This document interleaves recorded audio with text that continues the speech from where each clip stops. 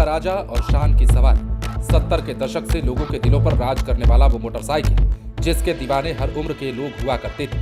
आम आदमी ही नहीं बल्कि अभिनेताओं की पहली पसंद ये मोटरसाइकिल हुआ करती थी।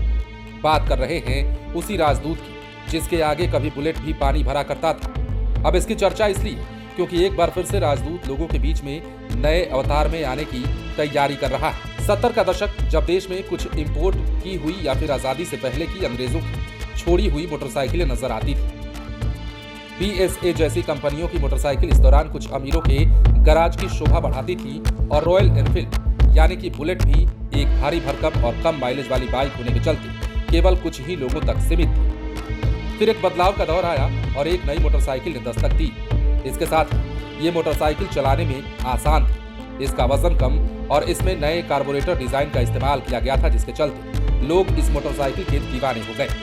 न केवल शहरों में बल्कि उस दौरान ग्रामीण इलाकों में भी इस मोटरसाइकिल को लेने के लिए लोग कई महीनों तक इंतजार किया करते थे। इस बाइक के लुक्स को भी काफी बदला गया। इसी बाइक से शुरू हुआ ऐसा डिजाइन जो आज भी स्लिक और डेली यूज मोटरसाइकिलों में देखने को मिलता है। अब हम आपको बताते हैं कि बात किसकी कर रहे हैं। बात कर रहे हैं राजदूत की। राजदूत के नाम से फेमस हुई इस बाइक का पूरा नाम राजदूत XLT था।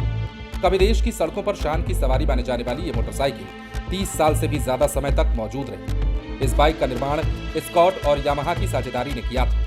इसी के बाद देश में यामाहा की दूसरी मोटरसाइकिलों ने भी दस्तक दिया।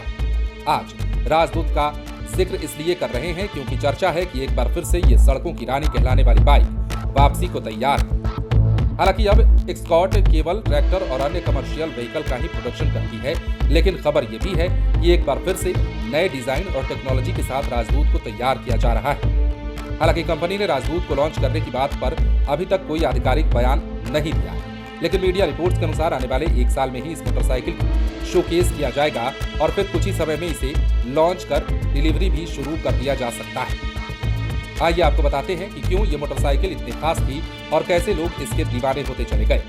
दरअसल बाइक पहली बार ऐसे कार्बोरेटर का इस्तेमाल किया गया था जो 2 चैनल था, यानी इसमें एयर और पेट्रोल का मिक्स बिल्कुल सही होता था और बाइक बेहतरीन माइलेज देती थी। इसमें 173 सीसी के इंजन का इस्तेमाल किया गया था जो हल्का भी था और काफी पैपी भी था। बाइक का वजन भी कम होने के चलते इसका पिकअप काफी बेहतर था।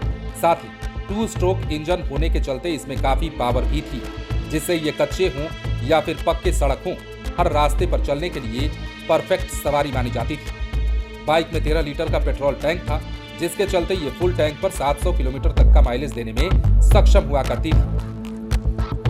नई राजदूत की बात करें तो इसमें पूरी तरह से बदला हुआ 250 सीसी का 4 स्ट्रोक इंजन देखने को आपको मिल सकता है। ये लिक्विड कूल्ड होगा, जिससे बाइक की परफॉर्मेंस बेहतर होगी। साथ ही इसका माइलेज भी काफी बढ़ जाएगा। वहीं अब बाइक काफी लेटेस्ट फीचर्स भी देखने को मिलेंगे। इसमें digital display, navigation, drive analyticals, mobile charging, sleeper, clutch जैसे ढेर सारे फीचर्स इस बार अगर मार्केट में ये बाइक आती है तो आपको देखने को मिल जाएंगे। बहरहाल देखना होगा कि राजदूत की सवारी एक बार फिर से कब लोग कर पाते हैं और कब एक बार फिर से नए अवतार में इस रोड की रानी की एंट्री होगी। बने रहें लाइव सिटीज के साथ।